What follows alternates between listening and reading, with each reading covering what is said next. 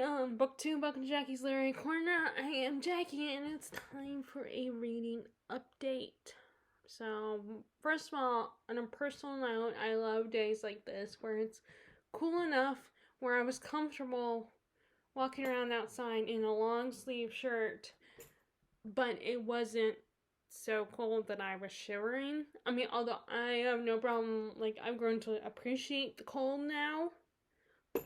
And I do love getting to wear all the autumnal winter clothes I bought recently that I showed you guys. But yeah, today was a nice day. Anyway, so let's talk about reading, shall we? So I just finished The Historian. I was worried that I wouldn't get a chance to, or that I would have to bring it with me because my mom did talk about going to visit my grandmother. And, I have mixed feelings about bringing books that I'm close to the end on those trips. Even though I will, of course, I'll bring books that I will read once I'm done with that one. But I don't know, I always end up bringing books that I'm in the middle of and still have a long way to go. Which I probably need to do more where books that I'm close to finishing, have them with me so I can actually finish a book while I'm on those trips. Not that it matters, but I was thinking I would have had to bring something, but my mom was a little reluctant to go. She's kind of tired, so, and it would still be a long drive for her. But anyway, so I was able to finish the story, and I absolutely loved it. And I will probably mention this again in whether I talk about the book in a separate review or just in the wrap up at the end of October. I do feel like it's a book that, even though Dracula is in it, I feel like modern vampire fans or fans of Dracula, might not absolutely love it because it's the story of Dracula and vampirism is kind of in the background. It's more of it's more historical and kind of in the vein of like the Da Vinci Code, but more literary, more better written compared to Dan Brown, and not as fast paced. There's a lot more scenes of where characters are doing research. So if you love historical fiction but like the more slow, long drawn out stories where it's not just super fast and exciting, but they really take a dive into the history, I think those are the kind of people who would like this book. And if you like Dracula, because I was still thinking it'll be for those who actually like the whole Dracula mythology and stuff. And it's actually a book I wanted to read last year because last October I was still going to do Victober, but I also, which I'm going along those lines again, where I want to do Victober, but I have other ideas as well for October. So it's like Victober's the only readathon I've ever been able to get myself to participate in. So it's like I don't want to entirely give it up, but then I have other ideas of themes I would want to do in October. But like last year, I wanted to do Dark Academia and do a theme of Dracula because I had just bought Dracul by Dagger Stoker and J.D. Barker, which that purchase was actually inspired by Darlene Desi, whose channel is really great and has definitely a very cozy feel to it. I always since I got really excited this year to watch her channel, all of her autumnal videos where she doesn't just talk about books, she talks about shows and all the things she likes to do this time of year. And she does one for those types of things for every season, I think. But anyway, she actually was the one who inspired me to get to buy Dracul, which I would love to get if I can. I would be tempted to rebuy. There was Dracula the Undead, which was a sequel, and I think the people who own the rights to the original Bram Stoker's original novel got permission to write gave people permission to write that sequel or something. So it's considered the true sequel to Dracula. I remember enjoying that one.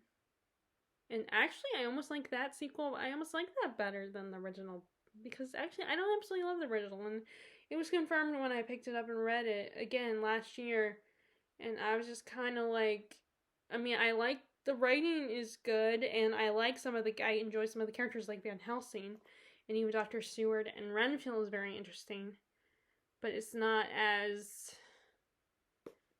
just not like the ending is kind of a disappointment. I prefer that movie that was made in the 90s with what's his name? Gary Oldman as Dracula and Winona Ryder as Mina. The only person I didn't care about in that movie was Keanu Reeves. I mean, I know that the director wanted a very young, attractive cast, and he was the new hot thing in Hollywood at the time. But it's just, like, and it's almost, I think now people are almost charmed by his performance, but I still think they could have got a better actor. But, that's how Hollywood is. And of course, the brilliant Anthony Hopkins is in that movie as Van Helsing. He does a great job in that movie too. And he's another one of those actors I will be sad when he passes away. But yeah, and I kind of like the love story between Mina and Dracula in that movie that they added, because that part is not in the original book. I doubt Bram Stoker would be comfortable with a woman, her loving Dracula, like, having romantic feelings for Dracula. Like, lustful feelings, maybe, but having romantic feelings, genuine, although they did but I think it's a nice touch they humanized him a little bit more. But then I'm reading this book, and I'm remembering how Dracula and Van the Impaler is supposed to be. Although, funnily enough, and I think I found out from Darlene Desi or reading the Dracula book, like, there's a little author's note at the end of the book, how, like, Dracula, people just assumed that Dracula was inspired by the historical figure Dracula, Vlad the Impaler, but that might not actually be true, and that there was more of inspiration from other sources, including Carmilla, whose author escapes me at the moment. I don't think that one I want to read that one too.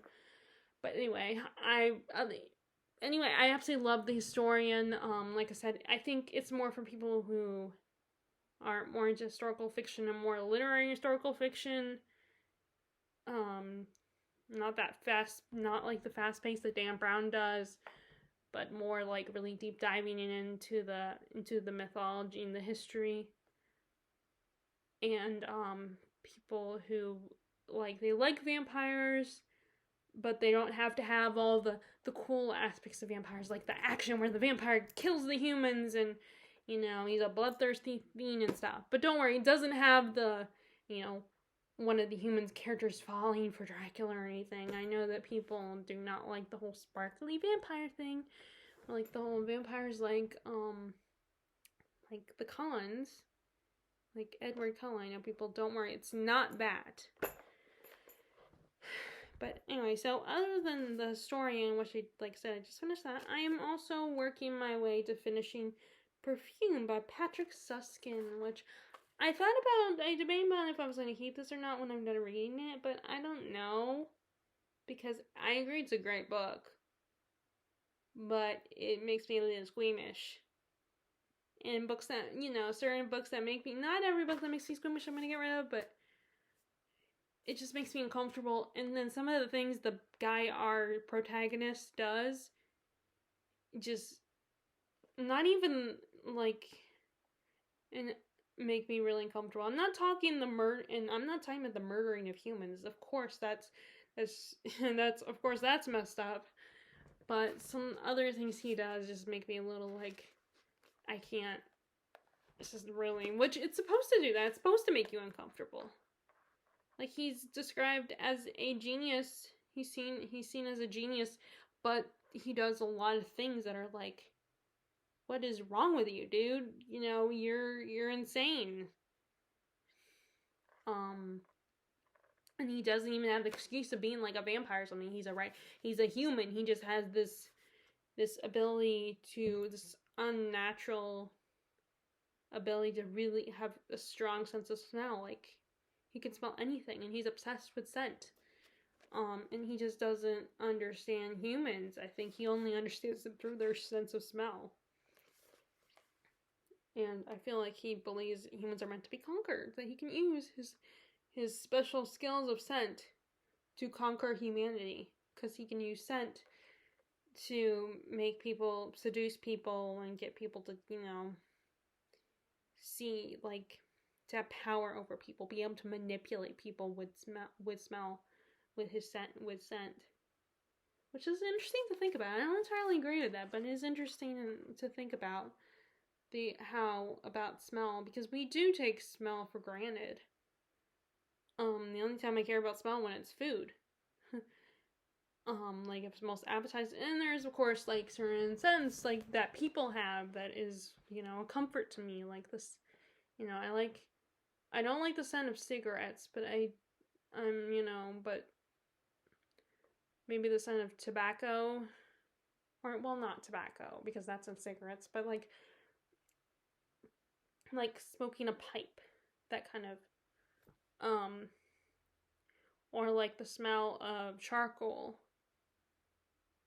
Like, the smell of smoking a pipe reminds me of one of my grandfathers, and the smell of charcoal reminds me of going camping, and like those years I did Girl Scout, those 2 years I was in Girl Scouts. And of course the smell of old books, and so there's certain scents that we like, that we identify with ourselves personally, but not every scent.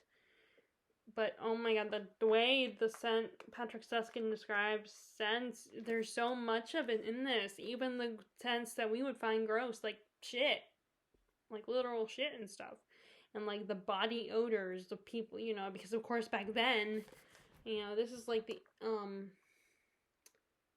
18th century. He was born in the 18th century, and like they didn't have the hygiene we have today. So it's just, I imagine, unless they spray themselves. I mean, perfume was very valuable back then, because it was just like, people, like I said, the hygiene was not the best. They didn't have the showers, and they only had baths, and even then they wouldn't bathe all the time. I think they only bathed every once in a while. And they didn't have toilets. I mean, imagine like a woman going through her cycle and having, without sanitary, or they have an alternative to sanitary napkins, or like, having bad teeth. Like, nowadays we can brush our teeth and stuff, and floss and all that, and we can go to the dentist, and always fix our teeth, and we can get braces and stuff. Like, today it's so much easier to it's still, even though it's expensive to eat healthy foods, it's still so much easier today compared to how it was back then. So I bet a lot of people were smelly back then, had their own odor, but he's just so fascinated with it. And he uses it at one point to blend in with his surroundings, because the thing that makes him unsettling when he's born is that he doesn't have a scent. Like, our the nun that's kind of nursing him and take care of him wants to get rid of him, because she feels like he's a demon child because he has no scent. So it's just very unsettling and uncomfortable, and I mean, it does the job. It does make me uncomfortable. There was one part I just could not read. As soon as they started in this one particular part, it was just, I could not do it. Let's just say it involves a dog, and as a dog person, or just an animal person in general, yes, I do eat and like meat, but I don't want to. There are certain things I don't want to see. or hear described to me. So, I mean, maybe that makes me a hypocrite or whatever, but, like, it was just it being right, and this thing being in front of me, it was just being described to me. I couldn't do it, you know. But yeah, I'm almost done with it. It's not that long of a book, but it's a slow moving book. Again, it's one of those ones where the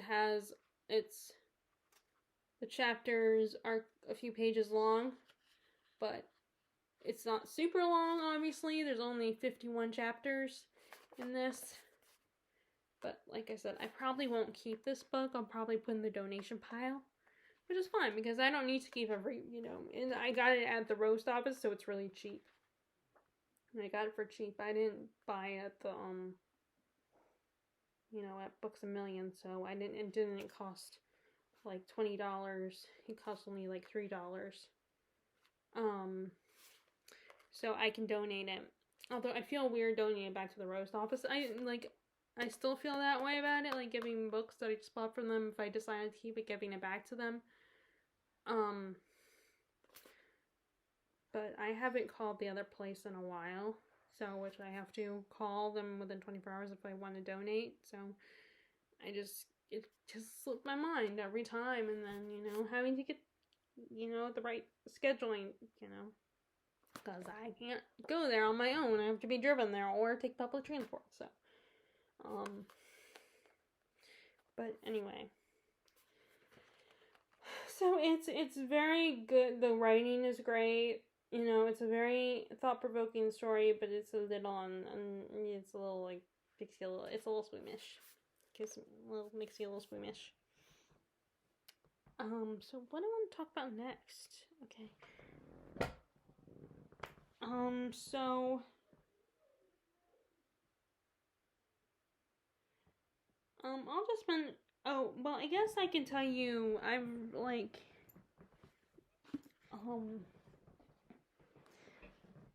I have read. I finally finished. The Death at the Rue Morgue and its sequel.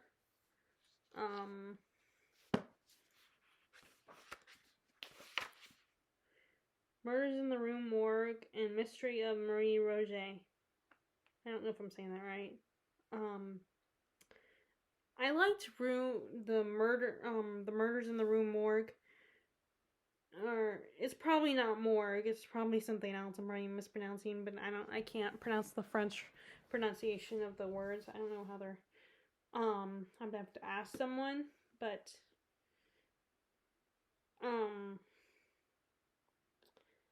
I like that one better than The Mystery of Marie Roget. Because, like, not a lot was happening in The Mystery of Roget. It was basically them looking at newspaper articles and discussing it, like the Dupin, I don't know how to say. Again, another French word I don't know how to say. He is just explaining, his theories about this case, about this woman being murdered. Her body being found at the river, in the river Seine, and explaining why he doesn't agree with the newspapers and the police about it. We don't even see, like, there's not a lot going on. We just get explanation. While Murder at the Rue Morgue, we at least see them looking at the body and investigating it. And then they go back to Detective Dupin's place, and discuss it. And he questions his companion, who I think is American. I don't remember his name, but I think he's American. What he thinks, and he's like, well, I guess the only thing I can say is I agree with the police. But then Dupin is like, explains to him why the police are wrong. So it's very Sherlock Holmes inspired. Now, although I don't know if these stories came first, or Conan Doyle's Sherlock Holmes series came first. But of course, you can see the similarities with the detectives and everything, but I do think the Sherlock Holmes stories are a little more interesting because they go and visit the locations of the crime and stuff. But there's a reason I prefer watching detective stories if I do watch them on TV.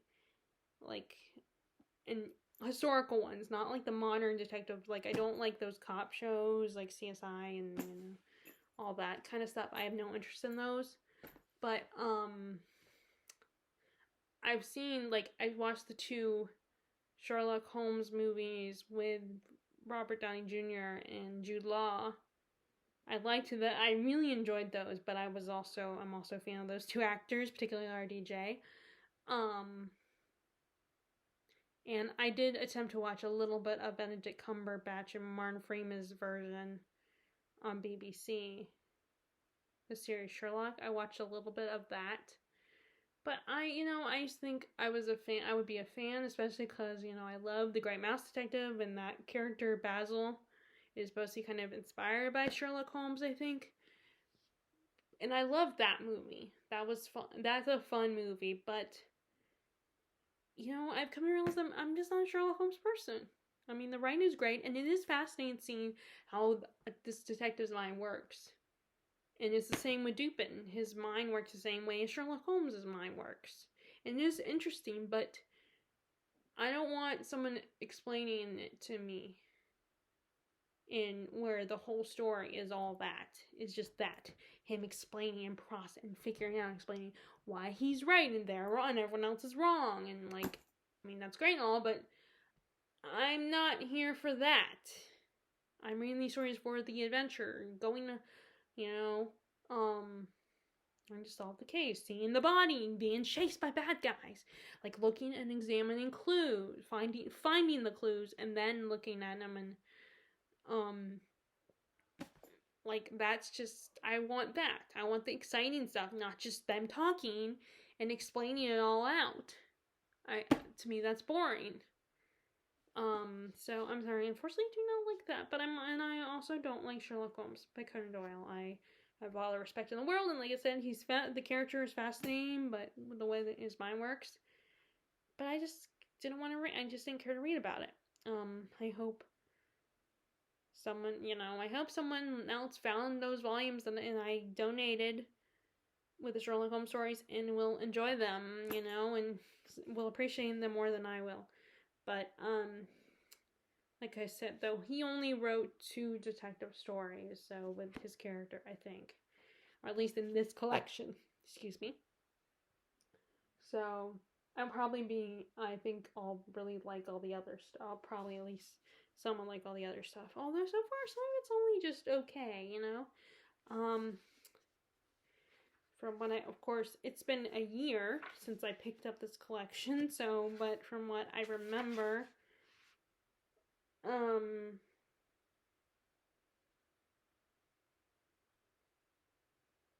like The Descent of the Maelstrom, which I had read right before Murders at the Rue Morgue.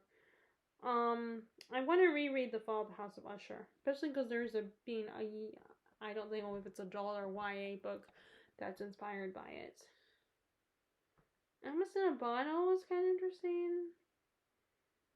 The Cynation, The Visionary, that I think I like that. It's like I said, it's been years. I barely remember. Bernice, I think I like that one.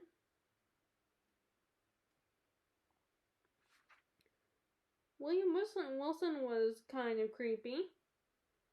YGA, that might have been I don't know, that one I barely remember.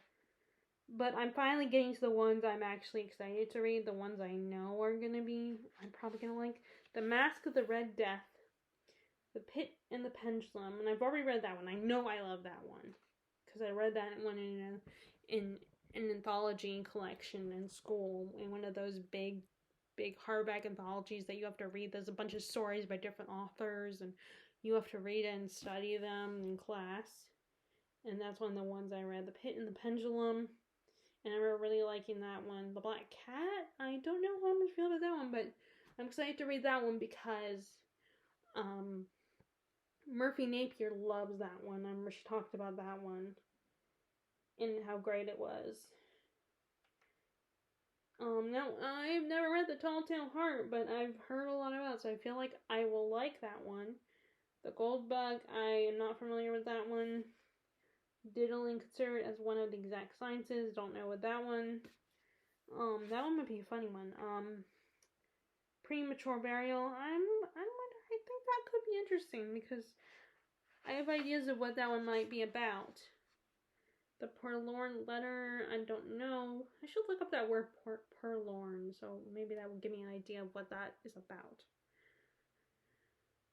The facts in the case of Monsieur Valdemar. That title makes me think of one of the ones in H.P. Lovecraft's collection that I'm gonna show you guys. The Cast of Amontillado, I'm gonna like that. I'm probably gonna like that one. Imp of Perverse, I'm curious about that one. And Hot Frog, that's another one that's an interesting title. And the rest is his poems. And the only one, of course, I'm familiar with is Lenore, the Raven, Annabelle Lee. Those are the only ones I'm familiar with. Because those are his, I think, his most famous ones.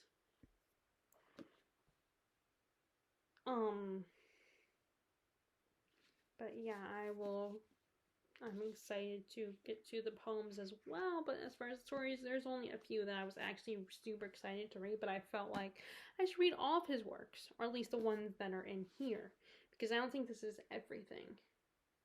I think this is probably some of his more famous stories and poems, and maybe some of his, like, more with a few ones that aren't as popular, but still maybe considered worth studying or well known.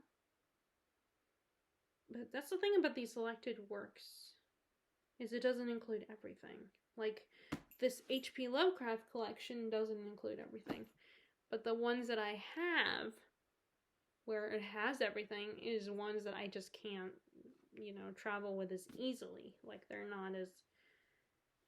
those Barnes & Noble hardback books that, that are just not as travelable, and a little not as comfortable to read. Which is why I debated about getting a paperback copy of Fire and Blood by George R. R. Martin.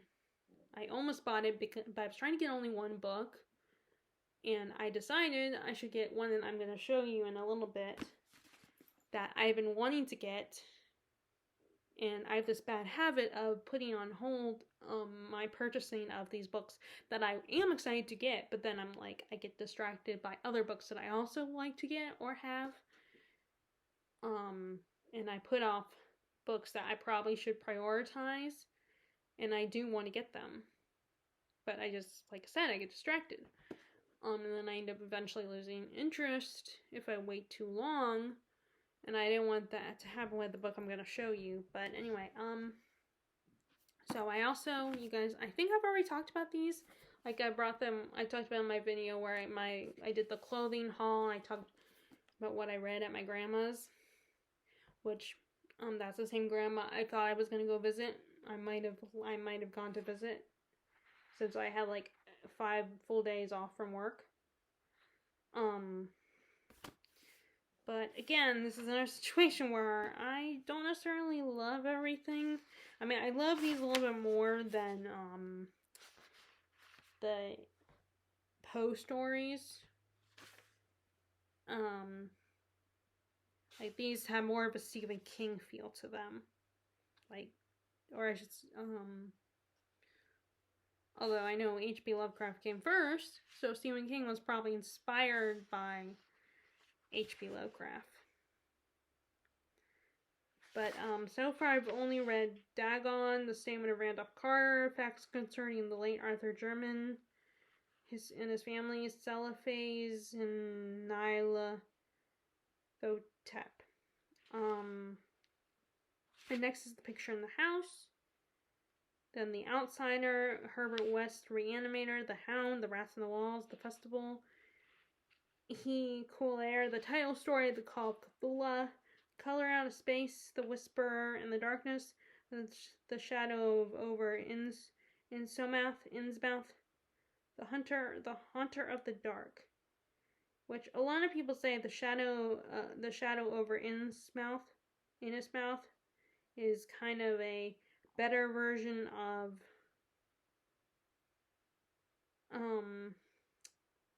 I can't remember which one.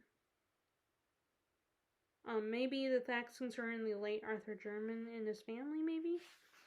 I don't know, but,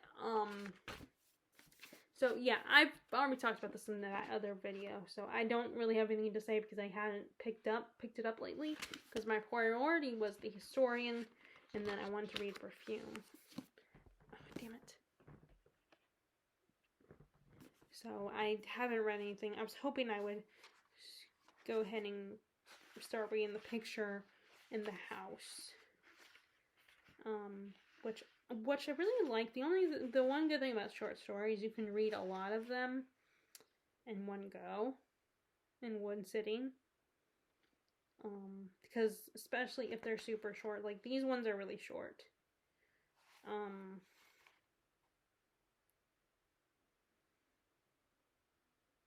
But anyway, so yeah, I don't really need to talk about this one because I already talked about it and I haven't read anything new from it. I still have not picked up these two yet, The Distant Hours, or Esme Wells. Like I said, my priority was The Historian, and that's a long one. It's 600 pages, so, yeah, but like I said, I still want to read this one along with the other book I got from the dollar store, because I don't want this to be another situation where I couldn't help it and bought some books from the dollar store because they're only $1 or more, or a couple dollars more. Like in this case, these books were $2 each, and then decide later, actually, I'm no longer interested in them, because yeah, it's not a lot of money, it's only a couple dollars, but still, I feel bad, because at least with the ones I get from the roast office, I have read some of them. These I have not, and I feel, every time I buy ones from that dollar store, I end up not reading it, so I'm going to change that and actually read this one along with the other one. Because, it's like, I look at them and, like, these are the only ones I found actually interesting. So I don't have anything to say about that. So let's talk about what I'm thinking of picking up next. After Perfume. Although I can pick up something else. And some of the books I might be picking up, one of the books I might be picking up is the one I just bought, so I'm not going to show you that one. I'm going to show you the ones. So this I want to read for Victober. Like I said, I still want to read like 1 or 2 books for Victober. I need to pick this one up again, Dombey and Son, because again, I was trying to decide if I reread Bleak House or if I read one of the Dickens I haven't read. So, and I am liking this. I did like this when I was reading it before, when I first started reading it.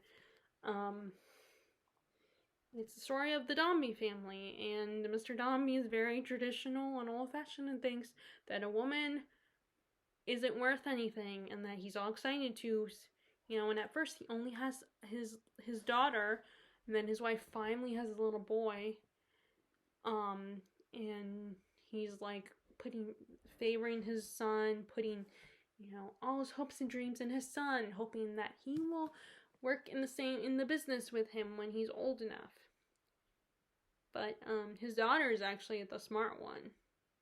And, I think, now I haven't got to this point, but from what I've heard from other people, it's going to be in the back description that the son is not going to be what he hoped for, and the daughter is going to be the one that probably is the better choice.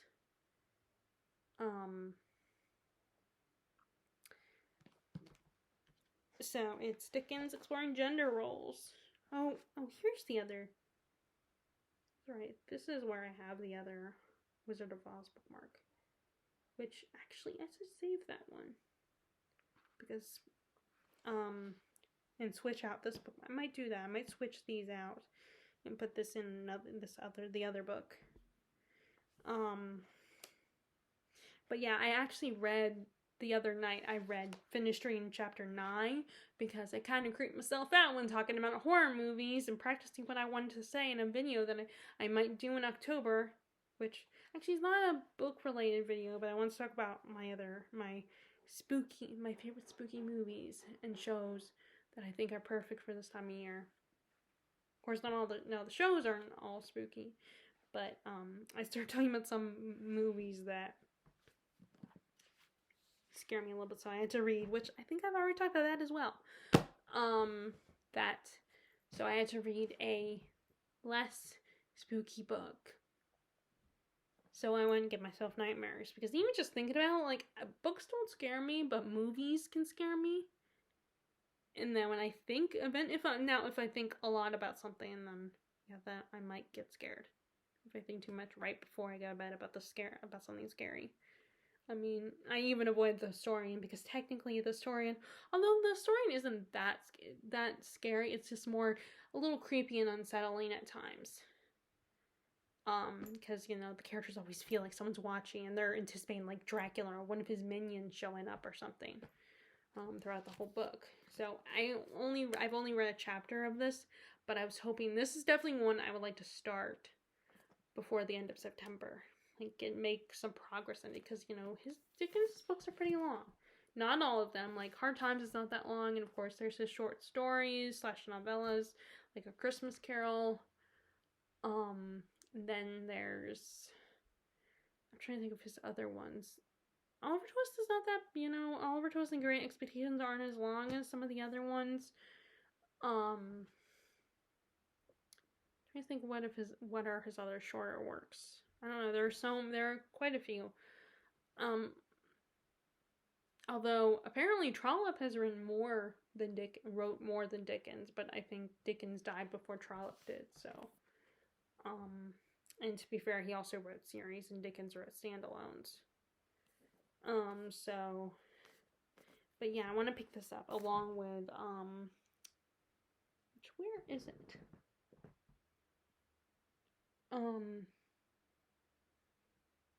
Okay. Oh, there's which actually I should probably do a separate video talking about the books that I would love to read for Victober.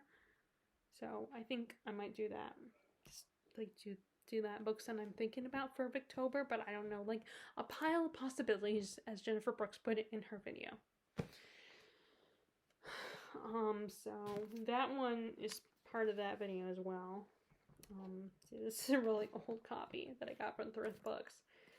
My only problem is I don't mind these kinds of copies. I like when books are well read, but when you can tell it's well read, and I'm not someone who freaks out about a broken spine, that doesn't bother me. But the only problem is, if you can tell, I had to put tape here, because I have a hard time with books that where like the binding is coming out of the book. Then yeah, that's gonna bother me. So I put tape there. Like I already had a problem with that with another Dickens book, The Old Curiosity Shop, which that one isn't that long either. It's one of his shorter ones too. Where that one, the book was coming out of its binding and just completely fell apart, and I had to throw away the physical copy of the book and just listen, and I bought it for $1.99 to listen to the rest of the book, because I still wanted to get the end of the story and find out what happens. And apparently I think I'm not the only Dickens reader that was not happy with that one. But yeah, there's that one. And then I'm thinking about picking up, this is a classic, The Monk by Matthew Lewis. I debated about this one. Like, I imagine this one is going to be very similar to Perfume, so I might not, this one might make me squeamish, and I might not love it.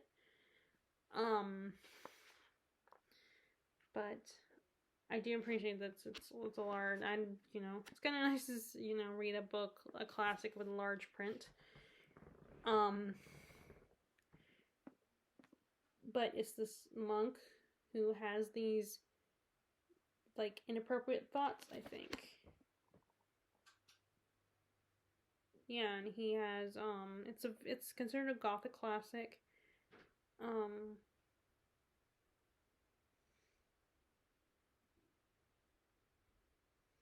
Like he has these impure thoughts, I think, and just, I mean, that would definitely be interesting to read.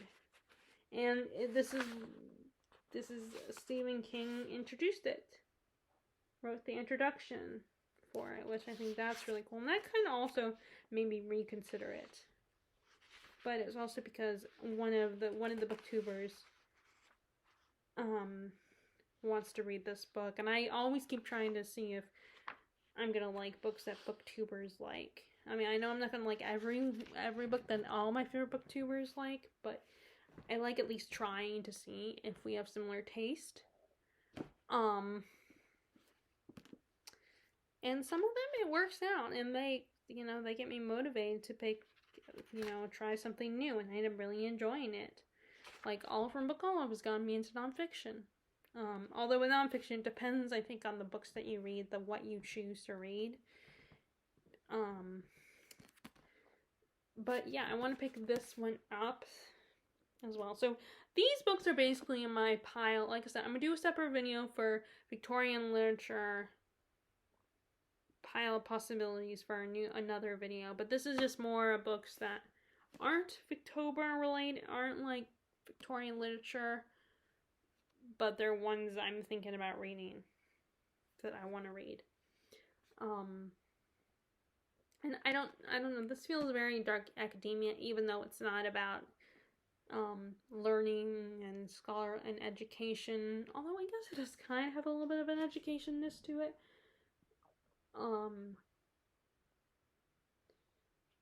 But it's excuse me.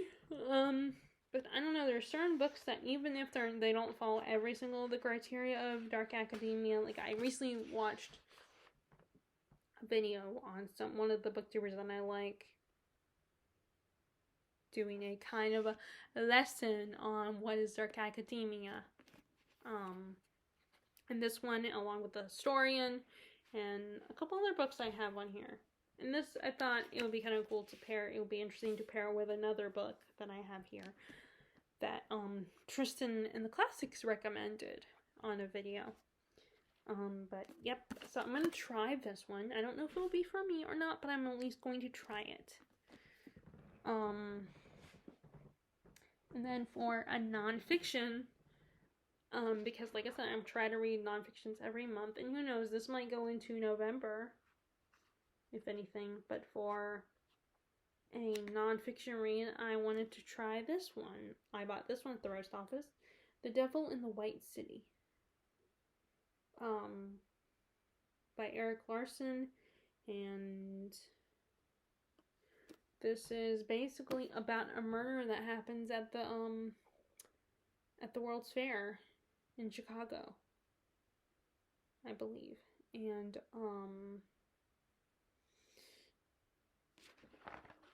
I would like to try it, because there's, like, I enjoyed the one Midnight in the Garden of Good and Evil. I thought that was a really good true crime book. I thought that was really good, so I'm keep on trying this kind of stuff. Even though I don't like, fiction that is, about serial killers and stuff like that, I'd rather read the nonfiction. I might be more interested in the nonfiction version of that rather than fiction. But anyway, I'm going to try this for my nonfiction. I'm also kind of still thinking about what I'm going to read for nonfiction November. Now this won't be the only nonfiction I'm thinking about reading soon, actually. But the other one will be more for, my Victober pile of possibilities.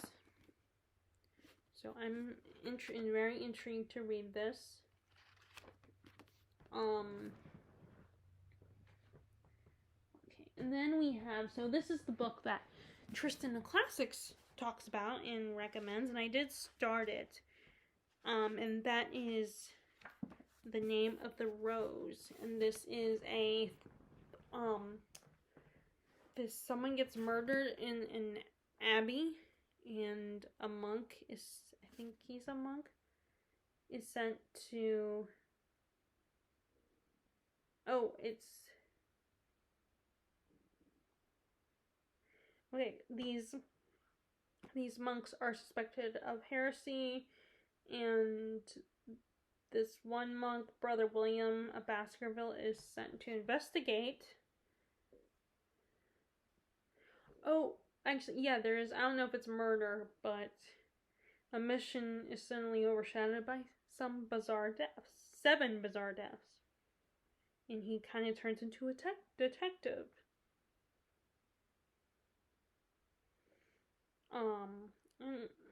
This definitely feels very dark academia, and I thought it kind of fit what, the story being paired up with the story by Elizabeth Costovo as well. And there's actually references to authors that are mentioned, in the historian, like Aquinas. I could say it in my head, but now that I have to say it, now I'm saying it aloud, I can't say it. Aquinas.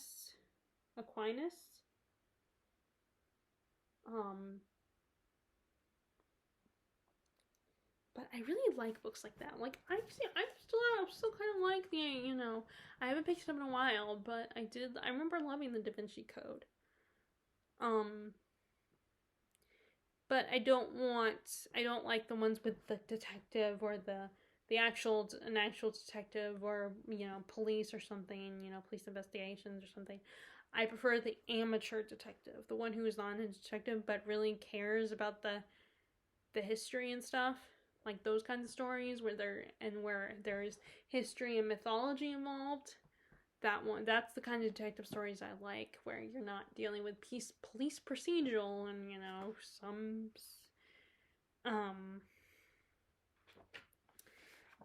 but anyway, so I heard from Tristan in the Classics that this is a book he recommends. And I did start it a little bit. I have a bad habit of starting these longer books and then putting them down for periods of time. But, I'm hoping, because I did spend the money and buy it at Books A Million, so I spent a lot more money than if I bought it at the roast office.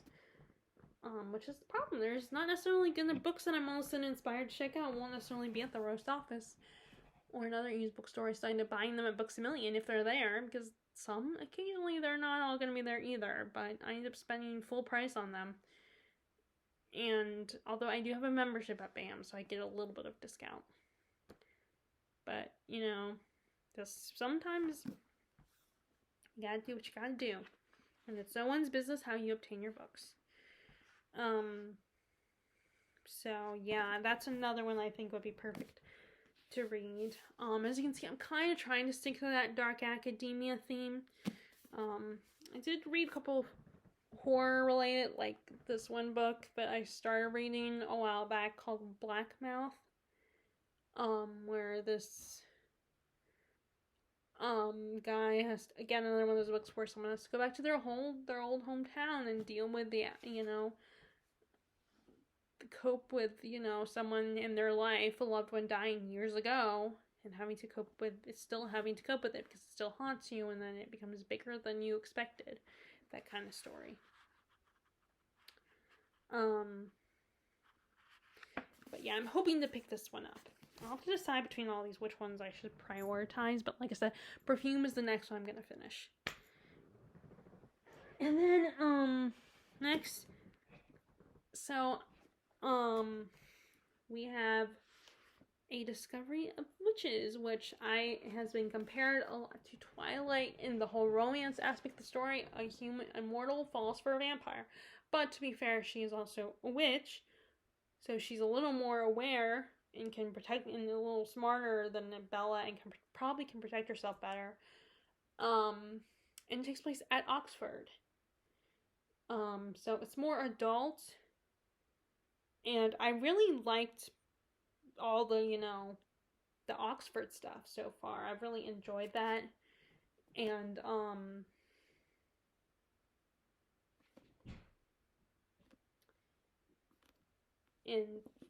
I really like. I am such a nerd here, and I like story. I like the whole studying and not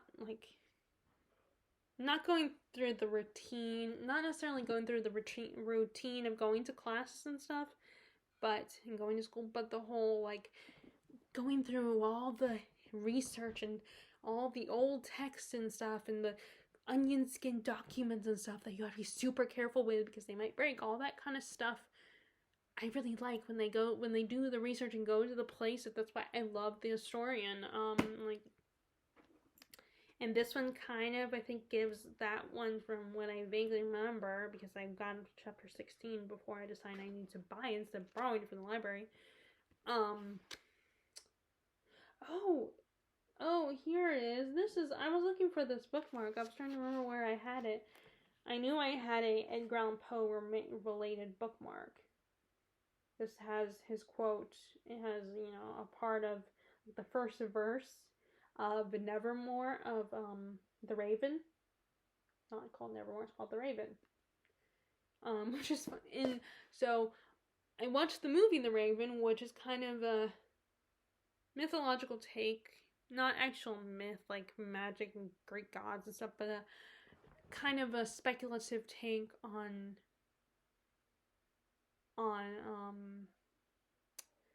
Edgar Allan Poe, and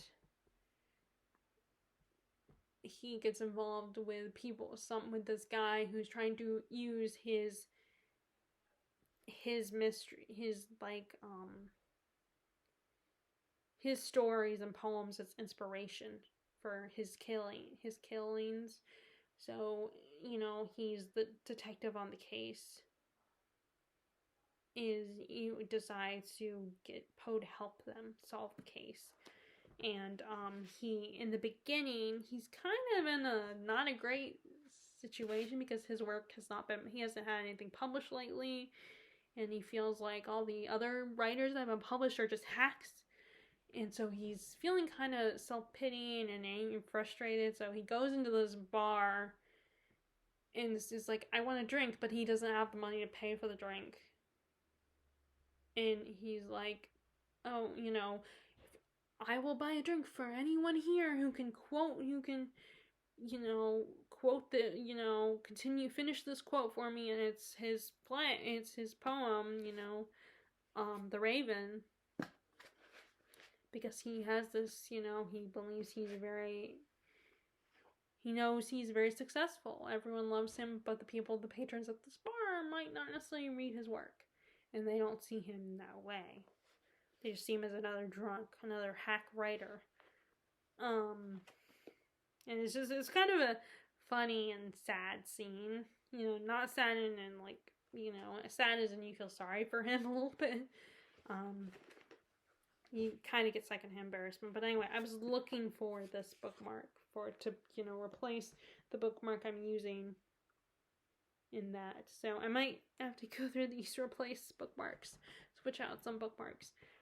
I try to match them, but sometimes I just want to grab whichever one I'm in the mood to grab, whichever bookmarks that I, want to get. But anyway, and I also really like the writing and stuff as well. It, very much reminds me of, actually, now that I haven't read it, the story. But I think there are 4 books in this series, and one of them involves them going back in time. That might be book 2, because season 2, either season 2 or 3, they go back to Elizabethan era. And I know that because I keep seeing ads and stuff. So, and I remember I had been, my mom's cousin thought I would like this, because there was a time I did absolutely, when I was younger, I loved this stuff then too. So my mom's cousin rightly assumed that I would like it, and I haven't, at the time I was trying to get away from it, that kind of stuff. Which, it's funny, this show is also on AMC, along with Interview with a Vampire, the new Interview with a Vampire series. But anyway, so I want to read this one. I might need to pick this one up, because, again, this is another one where I'm in the middle of it, so I might prioritize this one. See, what I need to do is look through all these and figure out which ones I probably should consider prioritizing. And next we have 2 more witchy books, actually. Although one of them is kind of more fantasy than witchy, but our main character is a witch. And that is Wicked, the Wicked series, because now I finally have all 4 books again. I used to have them once before. Well, actually, I only had books 1 through 3 before. Then I gave those 3 to Larissa when we were thinking about moving here, my friend Larissa. And then I realized when we came back here, I wanted them back. So, but I didn't want to take her copies back, the ones I gave her, so I ended up rebuying them. And at first I bought the mass markets, but then I realized, was like, I don't really like mass markets. I mean, they're cute and all nice, and there's a sense of nostalgia with them, but I would rather have the bigger regular size paperbacks, because they're easier to hold, less fragile, because mass markets are mass produced, so what they're made out of isn't necessarily, it can easily rip. It can easily get destroyed, so. But then is The Wicked Years, and this is the first book, and I remember loving it the first time I read it, so I want to read it again, because it's been years. I know that, again, this is another situation where it was adapted, and it was great and everything, but it still didn't include everything, and had to change a few things. Like, that's what happened with, although that's not fiction, it's non-fiction, but with Hamilton, where Lin-Manuel Miranda could not include everything about Hamilton and had to kind of condense it a little bit, like the story of who Hamilton was. Well, this kind of did the same thing where it made a musical adaptation. Although I think there's going to be a movie, or they keep talking about a movie, but I don't know if it's still being worked on. But, I want to read I'm hoping that a movie will happen, because I know not everybody loves adaptations, but I personally love adaptations. I'm always hoping for adaptations of my favorite books, so I can see it, and see actors play the characters. But yeah, now I actually have all 4 books, because I got the last 2 at the post office, and then I bought this one at BAM, and then I just ordered the 3rd one, which I will talk more about, because I'm going to show you all the books I bought so far this month. That one, I just got that one too, so now, or not the 3rd one, book 2, book 2, which is the title always makes me chuckle a little bit, the title of the 2nd book, but, yeah, in case you don't know, this is basically the story of the Wicked Witch of the West, her origin story, why she's green, and how she became the Wicked Witch of the West, and her and Glinda, or Galinda back in the day, were friends. They went to school together. She also knew the Scarecrow, the Tin Man, the Cowardly Lion, and we also find out why she approaches Dorothy is like, those shoes are mine, I want them back. We get that, and why she was considered so wicked, and how she became so wicked. And it gives her, it's one of the many stories where we kind of start to actually feel for the villain of the original story. We actually start to like them and realize that there's a reason the way they are. Because I know people get tired of villain origin stories where we're supposed to feel sorry for the villain because of their backstory. And I get it gets tiresome after a while, because not every villain should have a sob story. But you know what? You don't have to feel sorry for them. You don't have to give them that excuse. You can still be like, I hate your guts, you're evil, I will never feel sorry for you. These stories are not forcing you. They are just telling you that everybody has a reason for why they are the way they are. And, this is the reason why the Wicked Witch is the way she is. This is her story. And I also like that her and Glinda were friends. And I love the musical. I want to watch it again. But that's another reason. I mean, I get what people, like Lindsay Ellis does some great video essays on how musicals just can't be adapted to film, because because the medium works for certain musicals. There's a reason why they're musicals, and how they're set up just doesn't work in film, and I get that.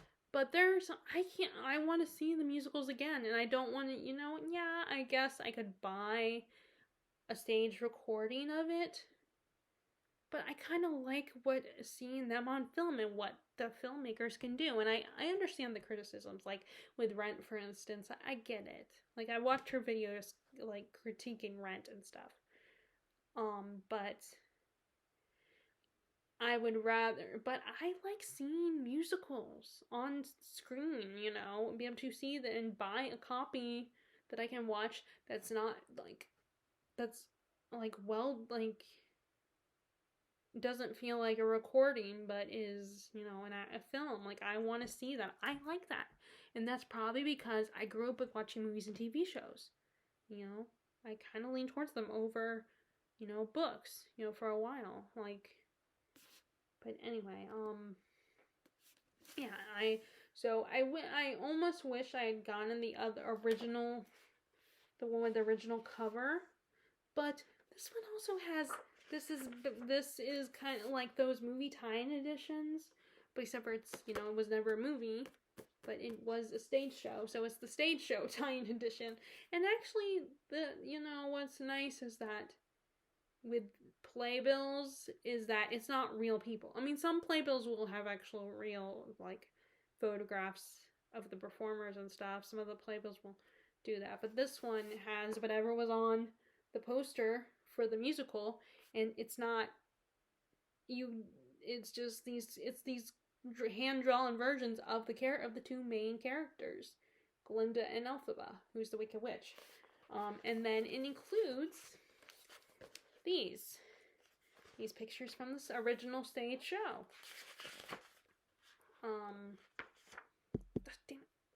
Damn it. Sorry. I wonder what you guys see when the screen disappears on me. But you have this. See, I love Gregory Maguire and his stories, and I loved this musical. Now, I have not read Lost. I think I should have, I feel like maybe I should have given that one a chance. But I've read all of his works and I really liked them so far. Hidden Sea, even that one I actually really enjoyed too. Although it was not going the direction I expected it to go.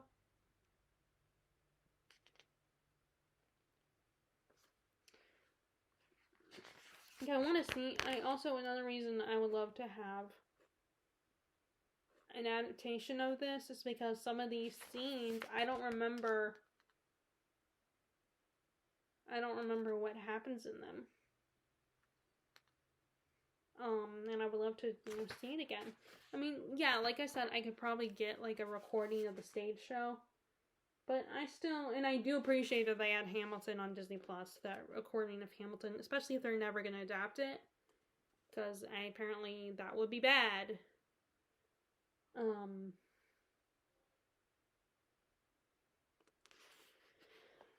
But yeah, so I'm keeping this one. I mean, and I've already bought a copy and then decided I'd rather have this size of copy anyway. So, and then the last witchy book I have here is another one that I read years ago.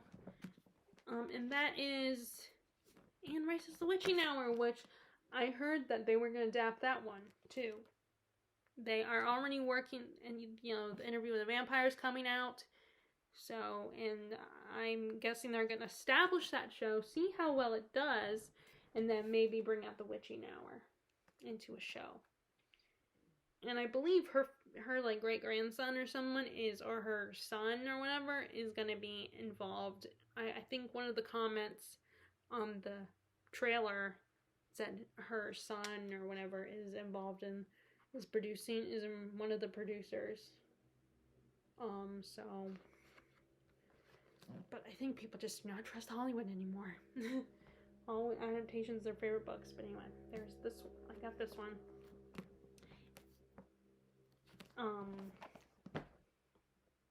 And then the last thing I want to show you guys is what I recently bought. Okay. Oh, well, let me tell you in case you don't know. This is about the Mayfair Witches. And, this guy, Michael, has the power of, first we have this family which is haunted by this devil-like figure, and he keeps controlling each one particular member of the clan. And you also have this guy, Michael, who after almost drowning, he gets the power to touch objects. And he ends up kind of helping Rowan, the latest heir of the Mayfair clan, find out who she is, and maybe in hope to protect her from being the devil. And it's kind of a historical, we get all this, she's an author that really dives deep into history, and just, and I think it's kind of perfect for dark academia. It's not in a school setting, but it's dark. I feel like it's dark academia adjacent. Okay, now we can talk about what I bought this month. Okay, so I don't know.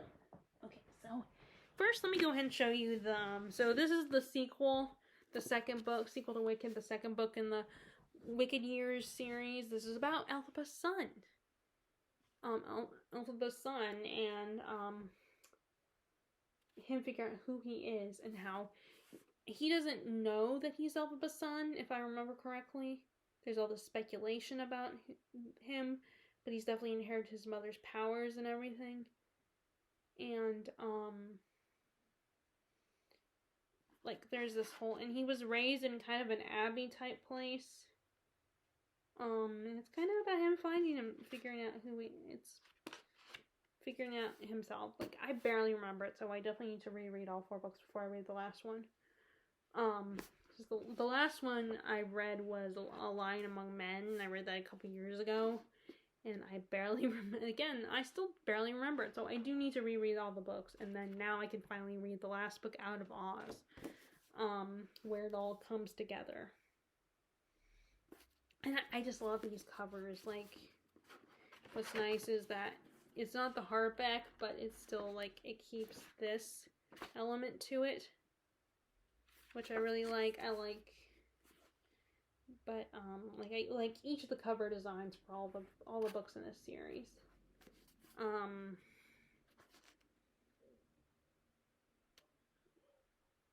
Anyway, so there's that one, and then actually, Ricky Maguire wrote another book in that series at some point. And it's sometime later, I think, years later, after Elphaba and her son, whose name I do not remember at the moment. Let me see. Lear.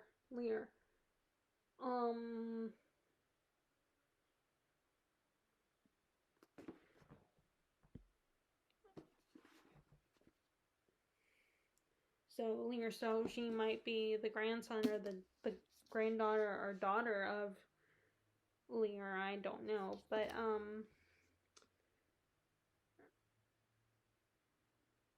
and I guess he's gonna write another book. This is also gonna be a series, which I like this. It's a hardback book, but it's it's one of those, it has it's a naked hardback with only this thing can obviously come off.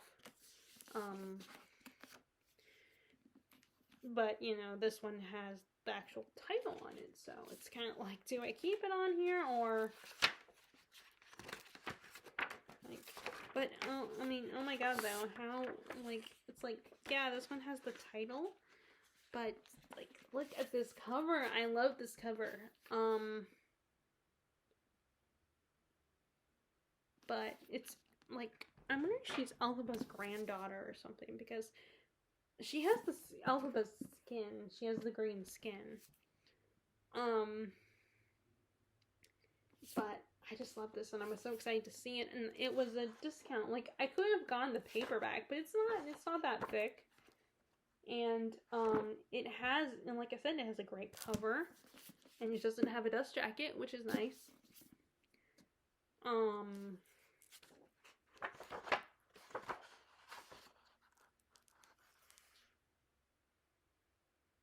Oh, and After Alice, I like that one.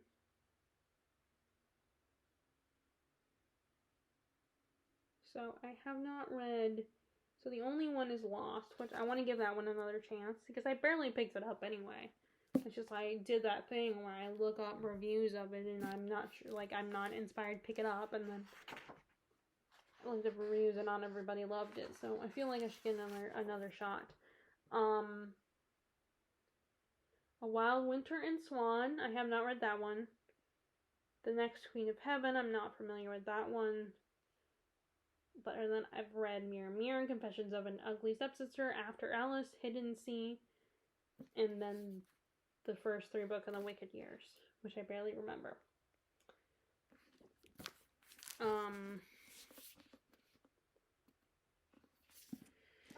See, there's a little description summary of it.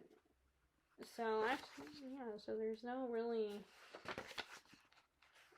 where is it? I do not know. It does not have a, okay, yeah, it doesn't have a, I don't know how I found the plot. I must have looked it up at, on Goodreads or something, because there's no, like, description of the plot in here.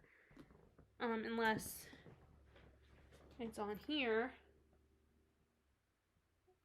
So, welcome to another day. Across the sea from Oz, a green girl washes up on an island of 7 women and girls whose lives are bound by ritual practices. Will her sudden appearance disrupt the fate of those on the island and beyond? So that's all I get. But, I'll have to look this up on Goodreads, but I know it's part of the Oz series, The Wicked Years. So, yeah, I'm gonna read that after I finish reading the rest of the Oz books, the original Wicked series, and then I feel like I need to read the Oz books. Okay, and then, I don't know if I showed you guys this one, but I also finally bought a copy of House of Hollows, which I think I did show this one to you guys, by Crystal Sutherland. This is one I debated about getting, and finally I was like, this is another one where I kept thinking about buying it, and then I never did, so finally I just grabbed the paperback, because it was cheap. It was on the clearance. So it's about these 3 sisters. When they were little, they went to another world, and they came back, and it, not just changed them mentally, but also, and emotionally, but also their appearances were different. And then one of them, I believe, disappears. One of the sisters disappears, and it seems like maybe she went back to that world. And the other ones have to, the other 2 are trying to find her. Something like that, I think. But I thought this would be perfect to read this month. And it's YA, I think, or at least,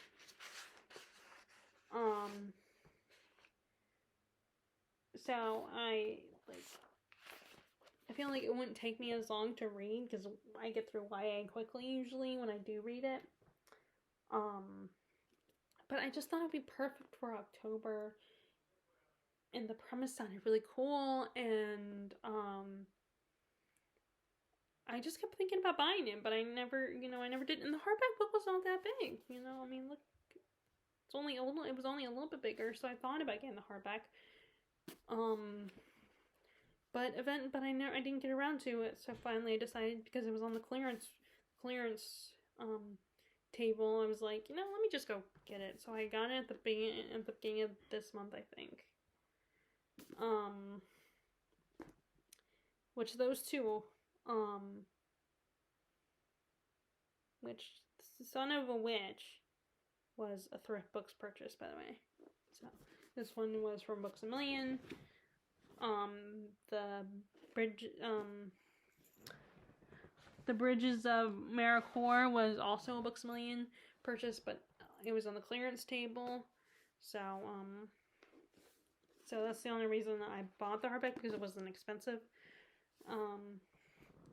So there's that.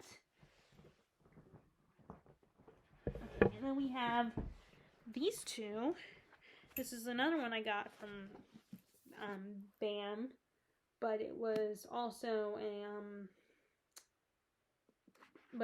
a clearance. It's one of those Arcturus editions, and those are really cheap. I kept debating if I want to keep that cute little hardback modern library edition that looks like vintage, because I have 2 other books like that in that edition. But then I decided to get this copy. I always feel bad because I did like the look of those. It's just they felt very fragile. So I got this, and they were the size of a mass market. So I got this one for cheap because I wasn't, because it's an Arcturus edition. Vanity Fair, which is the the British equivalent to Margaret Mitchell's Gone with the Wind. I think that's what it's been compared to. Or at least Becky Sharp has probably been compared to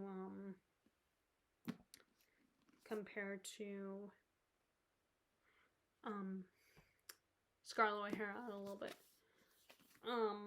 Although this cover makes me think it might have similarities to Emma, where our main character, Becky Sharp, interferes with the lives of the other characters around her and has very strong opinions, like Emma. But she seems to maybe be a little more manipulative, probably. But, so I got that one for $5.97. So these Arcturus editions are pretty cheap at BAM. Okay, and then I think I did show I don't remember if I show you some of these books that I buy, but I got this one off of Amazon. Although it's frustrating because I hear people make criticisms about these copies to the point of not criticism as they don't like them, but reasons why they're probably more for display. When I say criticisms, like how there's things about them that make it, tricky to read them regularly and to travel with them and stuff, because they can get messed up easily, like your fingerprints, and they'll fade and stuff. But I ended up buying this copy of War and Peace because I really love these editions, like I said. And so, but I've heard like that, the oils in your fingers can mess it up, and these covers could fade easily. So they're more for just, a lot of people use them more for aesthetics. But if I want to get these copies, I can't have multiple copies of the same book. I don't have the space for that, and I'm not gonna buy, I'm not one of those people who is gonna buy multiple copies even of my favorite books. So it's like I gotta have, one copy of each. I just can't do that. Because I don't have the space, and I'm not gonna, and I don't want to spend my money, use my money to buy another copy of the same book I already have, unless I'm going to replace that one with another copy. And I really love these editions. I want these editions. So if I'm gonna, I'm gonna read them. And of course, no one's stopping me. They're just people. I watch videos where people talk about that. Yeah, it's, the problem with these is that these beautiful covers can fade if you handle them too much. The covers can fade, and the oils can get on it, and the oils on your fingers. But you know what? I don't care. I like these editions. I want to read them. I cannot have multiple copies of a book. And if I ever want to read, and this one, it's not like I've even already read it. I have not read it yet, so I haven't finished reading it because I keep starting the book. So I want to read it, but I'm not going to save that other copy. So, that paperback copy, which is kind of falling apart a little bit. Not falling apart in a big way that I can't donate it, but, I had to put tape on this part. But anyway, War and Peace. A classic. A very long classic that is very intimidating because of its length. So I bought this one because I wasn't sure if because there's a few that I want to get in this edition. Okay, so that is all the books. I think, wait. Let me see. Did I show you all the books I bought? Oh, wait, I got one more, I think. That I bought this month. So,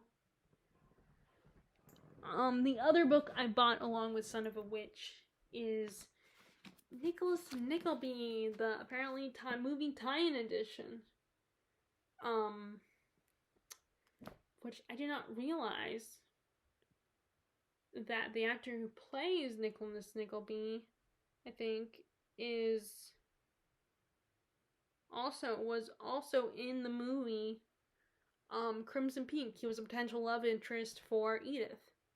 He was the guy that had a crush on her, but she didn't like him in that way.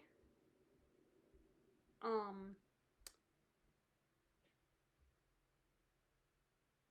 I didn't realize.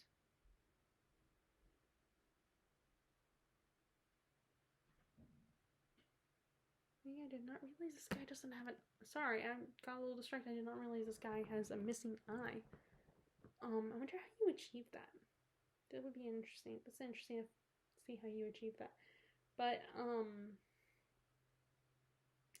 yep, so I ended up buying this. I thought about buying 2 Dickens, but then I was like, I need to stick to buying 2 books. Because I was already, when it came to my budget, I was already getting close to going over budget. And even though Thrift Books is cheap books, it's still, unless you buy a new edition, it still adds up to what I already spent this month for books. So, I just stuck with 2, just this one and Son of a Witch. So I don't know about, this one just kind of,